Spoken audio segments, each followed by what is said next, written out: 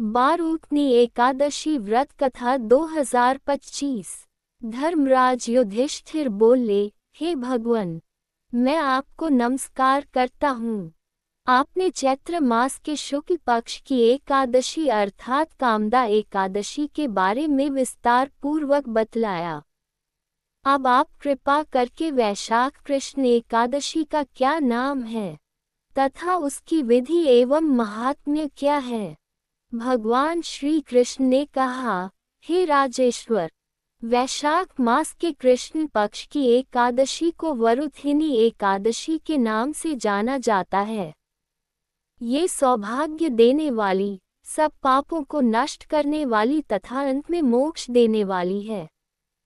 इसकी महात्म्य कथा आपसे कहता हूँ। वरुथिनी एकादशी व्रत कथा। प्राचीन काल में नर्मदा नदी के तट पर माधाता नामक राजा राज्य करते थे। वह अत्यंत दानशील तथा तपस्वी थे।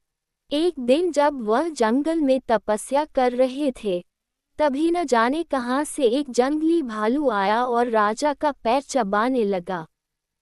राजा पूर्ववत अपनी तपस्या में लीन रहे। कुछ देर बाद पैर चबाते चबाते भालू राजा को घसीटकर पास के जंगल में ले गया। राजा बहुत घबराया, मगर तापस धर्म अनुकूल उसने क्रोध और हिंसा न करके भगवान विष्णु से प्रार्थना की। करुण भाव से भगवान विष्णु को पुकारा। उसकी पुकार सुनकर भगवान श्रीहरि विष्णु प्रकट हुए और उन्होंने चक्र से भालू को मार डाला। राजा का पैर भालू पहले ही खा चुका था। इससे राजा बहुत ही शोकाकुल हुए। उन्हें दुखी देखकर भगवान विष्णु बोले, हे वत्स, शोक मत करो। तुम मथुरा जाओ और वरुथिनी एकादशी का व्रत रखकर मेरी वराह अवतार मूर्ति की पूजा करो। उसके प्रभाव से पुनः सुदृढ़ अंगों वाले हो जाओगे। इस भालू ने तुम्हें जो काटा है, ये तुम्हारे पूर्व जन्म का अपराध था। भगवान की आज्ञा मानकर राजा माधाता ने मथुरा जाकर श्रद्धापूर्वक वरुथिनी एकादशी का व्रत किया। इसके प्रभाव से राजा शीघ्र ही पुनः सुंदर और संपूर्ण अंगों वाला हो गया।